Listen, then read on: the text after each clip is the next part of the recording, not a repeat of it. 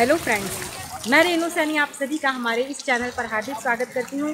Friends, हम सभी किन चीज़ों में उलझे रहते हैं अपने पास्ट में और इसके साथ साथ अपने फ्यूचर में।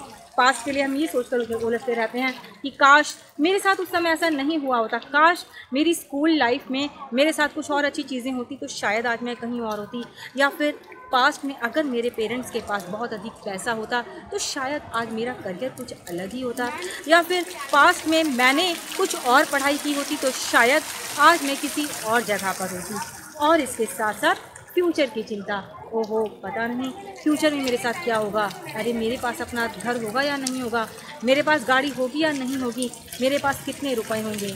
और इन सब दोनों के बीच में जो प्रेजेंट है, जो वर्तमान है, वो पूरी तरह से सैंडविच बनता चला जाता है। और एक तरह से हम वर्तमान को तो जीते ही नहीं हैं।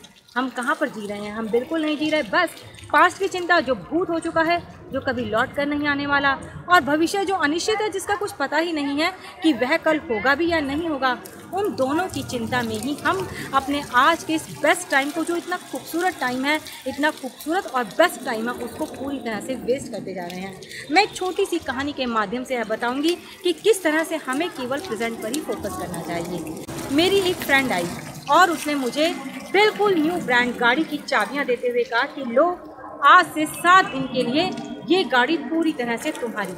8वें दिन मैं तुम्हारे पास आऊँगी और इस गाड़ी को लेकर चली जाऊँगी। बिल्कुल नई गाड़ी, नया मॉडल। उस गाड़ी को देखते ही मेरा मन खुशी से उछल उठा और मैं बोली, वाह कितनी खूबसूरत गाड़ी है। और पहले दिन मुझे खुशी के कारण नींद ही नहीं आई। सुबह सवेरे मैं जल्दी उठी और मैंने पूरा एक प्लान चार्ट बनाया कि मुझे कहाँ कहाँ पर उस गाड़ी के द्वारा घूमने जाना है।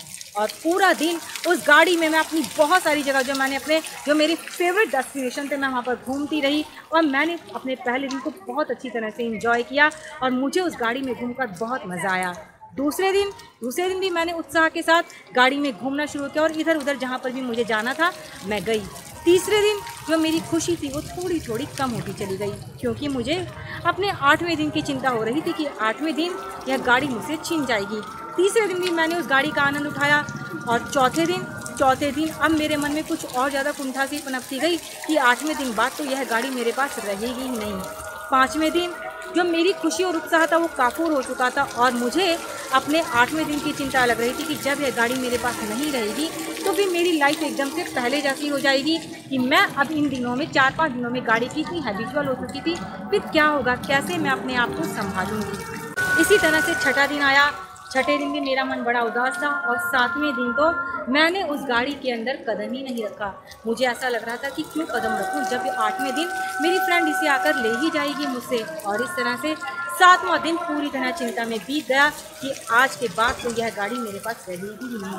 और 8वें दिन मैं बड़े बेमन और उदास मन से अपनी फ्रेंड का इंतज़ार करती रही, लेकिन मेरी वो फ्रेंड नहीं आई। 9वां दिन बीता, मेरी वो फ्रेंड नहीं आई। ऐसे करते करते पूरा 1 महीना बीत गया, लेकिन मेरी वो फ्रेंड नहीं आई और इसके साथ साथ उसकी आने की चिंता में मैं उस गाड़ी में कदम भी नहीं रख सकी और दिन ऐसे ही बीतते चले गए। फ्रेंड्स, सोचिए कि हम सभी अपनी लाइफ के साथ ऐसे ही नहीं करते हैं। हमें भगवान ने इतनी खूबसूरत ज़िंदगी दी है, मगर हम सभी फ्यूचर की चिंता में कि पता नहीं ये होगा या नहीं होगा, और एक तरह से पास्ट की चिंता में अपने इस खूबसूरत टाइम को, अपनी इस खूबसूरत आइडेंटिटी को बिल्कुल गंवाते रहते हैं और बस इसी चिंता में रहते हैं कि पता नहीं फ्यूचर में क्या होगा, मेरे पास ये होगा या नहीं होगा, मेरी लाइफ दूसरों से अच्छी होगी या नहीं होगी।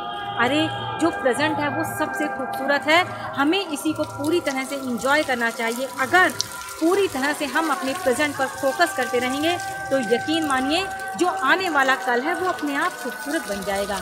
मन लगा करो, एकाग्रता के साथ काम करते रहो, उसके बाद सफलता तो अपने आप पीछे पीछे भागी चली आएगी। लेकिन अगर हम चिंता में ही बैठे रहेंगे, हाथ पर हाथ रखकर बैठे रहेंगे, तो फिर कहाँ सफलता, कैसी सफलता कैसे मिलेगी हमें बताइए। अगर हम हाथ पर हाथ रखकर बैठ रहे हैं, दिन और समय तो अपनी गति से जा रहा है, हमारी उम्र दिन प्रतिदिन बढ़ती जा रही है और धीरे धीरे जो हमारी शक्ति है वो भी क्षीण होती जा रही है। तो यही जो समय है ये बेस्ट है, बस इसी समय को पकड़ लें, क्योंकि गया समय कभी लौट कर नहीं आता। ये एक यूनिवर्सल ट्रूथ है और हम सभी इस बात को बहुत अच्छी तरह से जानते हैं।